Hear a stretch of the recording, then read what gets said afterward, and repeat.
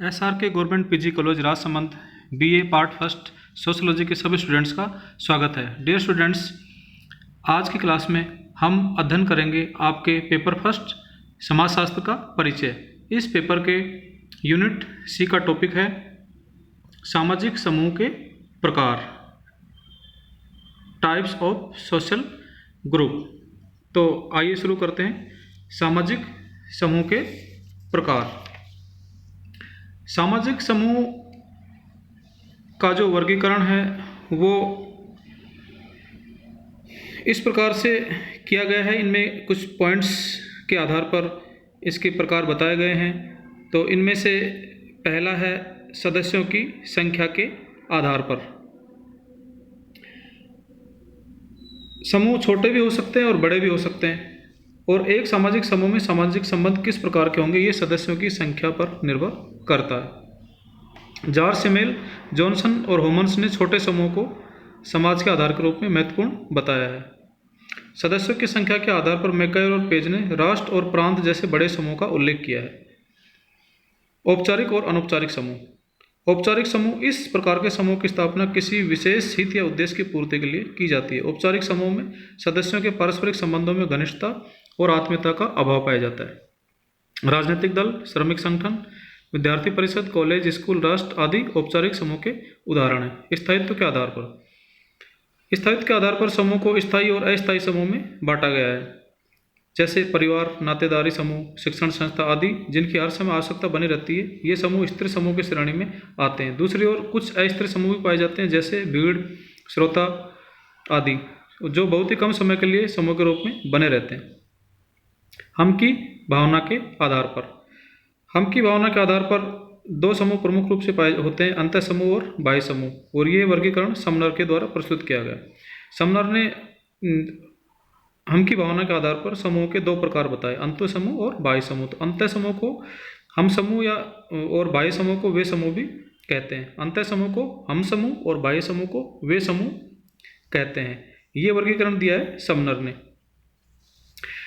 अंतः समूह के सदस्यों में आपस में हम की भावना पाई जाती है। इस भावना के कारण अंतः समूह के सदस्यों में एकता दिखाई देती है। जब हम बाह्य समूह पर विचार करते हैं तो पाते हैं कि इस समूह में वे सभी विशेषताएं पाई जाती हैं जो एक अंतः समूह में होती है। अंतः समूह और बाह्य समूह एक दूसरे के विपरीत विशेषता वाले समूह न होकर केवल हम और वे की भावना पर आधारित होते हैं। अंतः समूह और बाह्य समूह का कोई निश्चित विशिष्ट आकार नहीं होता। एक अंतः समूह परिवार जितना छोटा और विश्व जितना विस्तृत भी हो सकता है। एक अंतः समूह में वे सब लोग आ जाते हैं जिसमें हम सर्वनाम के अंतर्गत सम्मिलित किया जाता है, अर्थात जिन्हें हम अपना समझते हैं। हमारा परिवार, हमारी कक्षा, हमारा कॉलेज, हमारा देश, ये हमारे लिए क्या है? अंतः समूह है। और जिन समूहों को हम अपना नहीं समझते वे बाह्य समूह के अंतर्गत आते हैं। अंतः समूह के सदस्य एक दूसरे से साधारणतः सहयोगी और मित्रतापूर्वक व्यवहार करते हैं, परंतु बाह्य समूह के सदस्यों के प्रति घृणा, द्वेष, भय और संदेह तक की भावनाएं पाई जाती हैं। विभिन्न प्रकार के राजनीतिक दलों, श्रमिक संघों और राष्ट्रों में कई बार एक दूसरे के प्रति इस प्रकार की भावनाएं दिखाई पड़ती हैं। प्रकार्यात्मक आधार पर। प्रकार्यात्मक आधार पर व्यक्तियों की विभिन्न आवश्यकताओं की पूर्ति के लिए भिन्न भिन्न प्रकार के समूह निर्मित हो जाते हैं।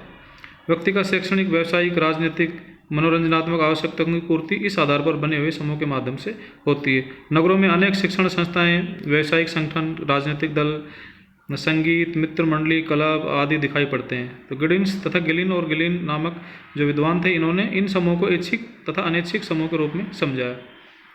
आकांक्षा का आधार।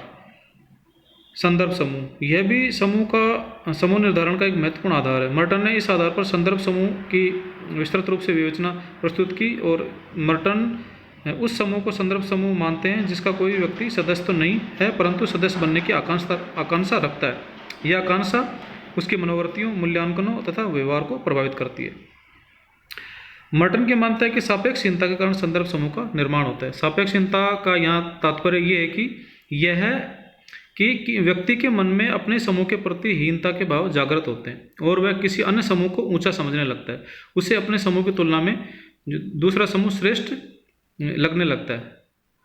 यह अन्य समूह जिससे वह श्रेष्ठ मानता है, जिसका वह सदस्य बनना चाहता है, जिसके अनुरूप व्यवहार करने का, जिसके मूल्यों एवं जीवन के तरीकों को अपनाने का वह प्रयत्न करता है, व्यक्ति का संदर्भ समूह कहलाता है। संदर्भ समूह सदैव सापेक्षहीनता के कारण ही नहीं बनते, बल्कि महत्वाकांक्षा के कारण भी बनते हैं। सापेक्षहीनता का तात्पर्य है कि व्यक्ति जिस समूह का सदस्य है उसके सापेक्ष में वो अपने सदस्य को दूसरे समूह जिसका सदस्य वो बनना चाहता है उसके सामने वो पहले के अपने समूह को एक हीन भावना से देखता है, और वो चाहता है कि मैं दूसरे समूह जो मेरे से ऊंचा समूह उसका सदस्य बन जाऊं। तो इस प्रकार से सापेक्षहीनता के कारण संदर्भ समूह बनते हैं, परंतु संदर्भ समूह जो है सदैव ही सापेक्षहीनता के कारण नहीं बनते, बल्कि महत्वाकांक्षा के कारण भी बनते हैं, कि उसकी महत्वाकांक्षा है कि वो ऊंचे समूह का सदस्य बनना चाहता है। इस प्रकार से जो आकांक्षा का आधार है वो संदर्भ समूह होता है। नेक्स्ट सामाजिक समूह के प्रकार में सामाजिक संबंधों के आधार पर, सामाजिक संबंधों के आधार पर जो सामाजिक समूह दो प्रकार के होते हैं, प्राथमिक समूह और द्वितीयक समूह। समूह के वर्गीकरण का सर्वाधिक ये महत्वपूर्ण आधार है सामाजिक संबंधों के आधार पर। यहाँ सामाजिक संबंधों की गहनता के आधार पर समूह को वर्गीकृत करने का प्रयत्न किया जाता है। इस दृष्टि से जो चार्ल्स कूले हैं, चार्ल्स कूले के द्वारा जो वर्गीकरण प्रस्तुत किया गया वो अत्यंत ही महत्वपूर्ण है। चार्ल्स कूले संबंधों की घनिष्ठता के आधार पर प्राथमिक समूह के उदाहरणों को इन्होंने प्रतिपादित किया, और बाद के समाजशास्त्रियों ने प्राथमिक समूह से भिन्न विशेषता वाले समूह को द्वितीयक समूह के नाम से संबोधित किया। तो हम यहाँ प्राथमिक समूह और द्वितीयक समूह पर चर्चा करेंगे। प्राथमिक समूह, चार्ल्स कूले ने अपनी प्रसिद्ध पुस्तक सोशल ऑर्गेनाइजेशन में सन 1909 में प्राथमिक समूह के उदाहरणों को प्रस्तुत किया। उस समूह को प्राथमिक समूह के नाम से पुकारा गया जिसके सदस्यों में आमने सामने के संबंध पाए जाते हों, अर्थात सदस्य एक दूसरे के संपर्क में प्रत्यक्ष रूप से आते हों। इस प्रकार के संपर्क में आने वाले लोगों में मित्र, पड़ोसी, साथी, परिवार के सदस्य तथा सदैव जो मिलते रहने वाले लोग आते हैं। चार्ल्स कूले ने सबसे पहले खेल कूद के साथियों, परिवार तथा पड़ोस की प्रकृति को स्पष्ट करने हेतु ही प्राथमिक समूह शब्द को काम में लिया। चार्ल्स कूले ने इन समूह को प्राथमिक समूह इसलिए कहा क्योंकि महत्व एवं प्रभाव की दृष्टि से ये व्यक्ति के जीवन में प्राथमिक हैं। चार्ल्स कूले की उपयुक्त परिभाषा से स्पष्ट है कि प्राथमिक समूह में आमने सामने के संबंधों तथा हम की भावना का पाया जाना आवश्यक है। इस प्रकार से चार्ल्स कूले ने प्राथमिक समूह को स्पष्ट किया। इसके बाद है अब प्राथमिक समूह के कुछ उदाहरण हम देखते हैं कि इस उदाहरणों के द्वारा हम प्राथमिक समूह को क्लियर कर पाएंगे। कूले ने परिवार, क्रीड़ा समूह, पड़ोस इनको प्राथमिक समूह माना है, और मैकायर और पेज ने परिवार, क्रीड़ा समूह, मित्र मंडली, साझेदारी, स्थानीय भाईचारा, अध्ययन समूह, गैंग आदि को इस श्रेणी के अंतर्गत रखा है प्राथमिक समूह के अंतर्गत। डेविस ने परिवार, क्रीड़ा समूह, पड़ोस, गांव और कार्य करने वाले समूह को प्राथमिक समूह के अंदर रखा है। तो इस प्रकार से ये सब प्राथमिक समूह के उदाहरण हैं। इसके बाद है द्वितीयक समूह। द्वितीयक समूह का अर्थ भी चार्ल्स कूले ने प्राथमिक समूह की अवधारणा का उल्लेख किया, न कि द्वितीयक समूह की अवधारणा का।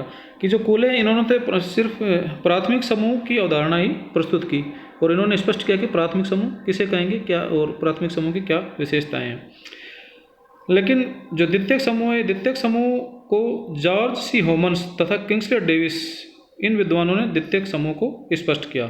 जॉर्ज सी होमन्स और किंग्सले डेविस, इनमें से जो डेविस हैं, तो डेविस ने द्वितीयक समूह के बारे में बताया कि द्वितीयक समूह को स्थूल रूप से सभी प्राथमिक समूह के विपरीत कहकर परिभाषित किया। डेविस ने द्वितीयक समूह को सभी प्राथमिक समूह के विपरीत समूह बताया, और ब्रस्टीड ने बताया कि वे सभी समूह द्वितीयक हैं जो प्राथमिक नहीं हैं। आगबन और निम्कॉफ ने बताया कि द्वितीयक समूह उन्हें कहते हैं जिनमें प्राप्त अनुभवों में घनिष्ठता का अभाव होता है। अर्थात आगबन और जो निम्कॉफ हैं ये कहते हैं कि द्वितीयक समूह वे समूह होते हैं जिनसे जो प्राप्त अनुभव है उनमें घनिष्ठता का अभाव होता है। इस प्रकार से कुछ ये विद्वान थे, इन्होंने द्वितीयक समूह को स्पष्ट किया है। अब द्वितीयक समूह की कुछ विशेषताएं, जैसे द्वितीयक समूह में शारीरिक निकटता का अभाव पाया जाता है, और इन समूह में सदस्यों के जो उत्तरदायित्व है वो सीमित होते हैं। इनमें जो संबंध है वो संविदा या समझौते की प्रकृति के होते हैं, और द्वितीयक समूह के संबंधों में औपचारिकता पाई जाती है। द्वितीयक समूह के संबंधों में घनिष्ठता का अभाव पाया जाता है, अर्थात इसमें जो संबंध बनते हैं वो घनिष्ठ नहीं होते। ये समूह जानबूझकर कुछ उद्देश्यों की प्राप्ति के लिए संगठित किए जाते हैं। द्वितीयक समूह में सदस्यों का एक दूसरे को व्यक्तिगत रूप से जानना आवश्यक नहीं है। यहाँ संचार के साधनों के द्वारा सदस्यों के बीच संबंध स्थापित होते हैं। जैसे आजकल जो हम मॉडर्न समय की बात करें तो आजकल जो फेसबुक जो चल रही है, तो फेसबुक में हम जैसे वो एक संचार का माध्यम है, तो संचार के द्वारा सदस्यों के बीच में संबंध स्थापित हो जाते हैं। वो चाहे वो एजुकेशनल उद्देश्य की पूर्ति के लिए हों, चाहे वो अपने कॉरपोरेट उद्देश्य की पूर्ति के लिए हों, या फिर कॉरपोरेट का मतलब जो कुछ छोटे मोटे जो हम सौदेबाजी वगैरह करते हैं उनके लिए, और मनोरंजन के उद्देश्य के लिए हों, चाहे वे दूसरी अपने कुछ दैनिक आवश्यकताएं की जो ज़रूरत की जो चीज़ें हैं उनकी पूर्ति के लिए हो।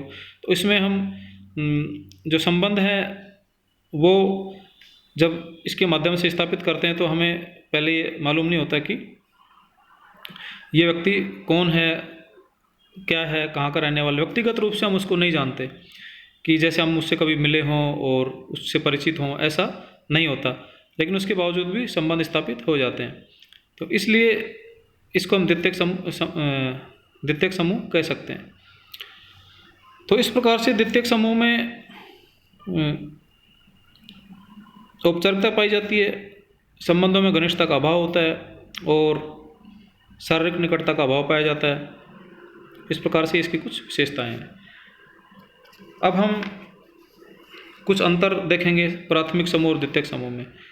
प्राथमिक समूह का आकार छोटा होता है, द्वितीयक समूह का आकार बड़ा होता है। प्राथमिक समूह में सदस्यों की संख्या कम होती है और द्वितीयक समूह में सदस्यों की संख्या अधिक होती है। प्राथमिक समूह में शारीरिक समीपता पाई जाती है, द्वितीयक समूह में शारीरिक समीपता नहीं पाई जाती। थोड़ी हो भी सकती है मगर ज़्यादातर नहीं पाई जाती। प्राथमिक समूह स्थायी संबंध पाए जाते हैं, द्वितीयक समूह अस्थायी संबंध पाए जाते हैं। प्राथमिक समूह अनौपचारिक होते हैं और द्वितीयक समूह में जो संबंध होते हैं वो औपचारिक होते हैं। प्राथमिक समूह इसमें संबंध स्वयं निर्मित होते हैं और द्वितीयक समूह में जो संबंध है वो जानबूझकर बनाए जाते हैं। प्राथमिक समूह में संबंध व्यक्तिक होते हैं और द्वितीयक समूह में संबंध अव्यक्तिक होते हैं। और प्राथमिक समूह में सभी लोगों के उद्देश्य एक होते हैं, जबकि द्वितीयक समूह में सभी अपने अपने हितों में रुचि रखते हैं। प्राथमिक समूह की सदस्यता अनिवार्य होती है, द्वितीयक समूह की सदस्यता अनिवार्य नहीं होती। प्राथमिक समूह में हम की भावना पाई जाती है, द्वितीयक समूह में हम की भावना का समान रूप से अभाव होता है। प्राथमिक समूह में आमने सामने के संबंध पाए जाते हैं, द्वितीयक समूह में अप्रत्यक्ष संबंध पाए जाते हैं। प्राथमिक समूह का जो कार्य क्षेत्र सीमित होता है और द्वितीयक समूह का कार्य क्षेत्र सीमित नहीं होता। प्राथमिक समूह इनकी संख्या बहुत कम है, जबकि द्वितीयक समूह की संख्या काफ़ी अधिक है। इस प्रकार से ये कुछ इनमें अंतर होते हैं। अब कुछ उदाहरण हम देखेंगे प्राथमिक समूह और द्वितीयक समूह के। प्राथमिक समूह के उदाहरण जैसे परिवार, पड़ोस, क्रीड़ा समूह, मित्र मंडली, गपशप समूह, और जो हमारे ये कहना चाहिए कि जो दोस्तों का जो समूह होता है वो, और गैंग, जनजाति परिषद, लघु समुदाय आदि प्राथमिक समूह के उदाहरण हैं। इसी प्रकार से द्वितीयक समूह में जैसे राजनीतिक दल हैं, जो बड़े व्यापारिक संगठन हैं, मजदूर संगठन हैं, विश्वविद्यालय हैं, कॉलेज हैं और बड़े जो सेना है, इन सबको हम द्वितीयक समूह के अंतर्गत शामिल करते हैं। तो इस प्रकार हमने देखा सामाजिक समूह के प्रकार और किन किन आधार पर सामाजिक समूह के प्रकार होते हैं, और प्राथमिक समूह और द्वितीयक समूह क्या होते हैं, सामाजिक संबंधों के आधार पर किस प्रकार से प्राथमिक समूह और द्वितीयक समूह होते हैं और उनमें क्या अंतर पाया जाता है। Thank you.